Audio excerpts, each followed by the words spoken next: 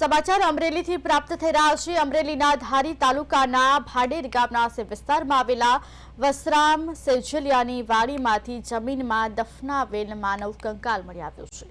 પ્રાથમિક અનુમાન મુજબ આશરે 30 વર્ષીય યુવકનું શબ દાટી દેવામાં આવ્યું હોવાનું માનવામાં આવે છે।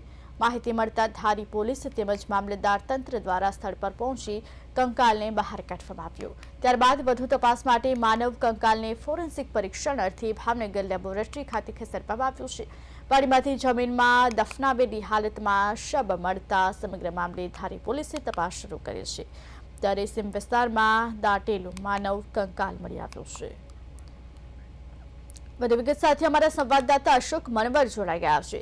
જે અશોક, દાટેલી હાલતમાં માનવ કંકાલ મળી આવ્યું છે, શું હતો આખો મામલો અને શું છે વધુ વિગત?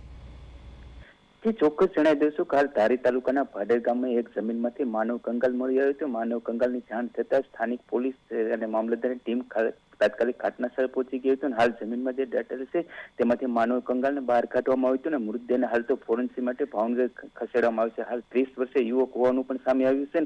યુવકને હત્યા કરી હોવાનું પણ પ્રાથમિક તપાસમાં અનુમાન લગાવ્યું છે। ત્યારે પોલીસ દ્વારા હાલ તેની તપાસ કરવામાં આવશે। હાલ તો તેને ભાવનગર ખાતે ફોરેન્સિક માટે મોકલવામાં આવશે। તેના રિપોર્ટ બાદ આ અંગેની વધુ જાણકારી મળવામાં આવશે। હત્યા કર્યાનું કારણ શું છે અને કેટલા સમયથી મૃતદેહને અહીંયા દાટી દેવામાં આવશે તે અંગેની પોલીસ દ્વારા હાલ ઝીણવટભરી તપાસ કરવામાં આવશે અને હાલ ફોરેન્સિક રિપોર્ટ બાદ આ અંગેની વધુ તપાસ જાણવા મળશે। અશોક, સમગ્ર મામલો કેવી રીતે બહાર આવ્યો, કોના દ્વારા પોલીસને જાણ કરવામાં આવી, તેને લઈને કોઈ માહિતી ખરી?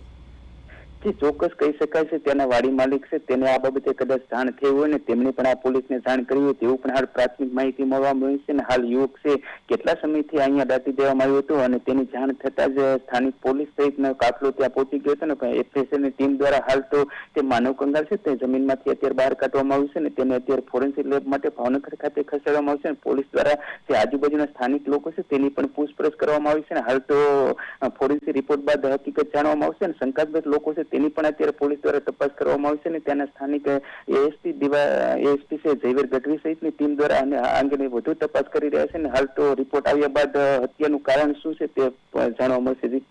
અશોક, સમગ્ર માહિતી આપવા બદલ આપનો આભાર। ત્યારે યુવકનું શબ જો કે માનવ કંકાલ મળી આવ્યું છે દાટેલી હાલતમાં, જેને ફોરેન્સિક લેબ માટે ખસેડવામાં આવ્યું છે। પોલીસે વધુ તપાસ હાથ ધરી છે।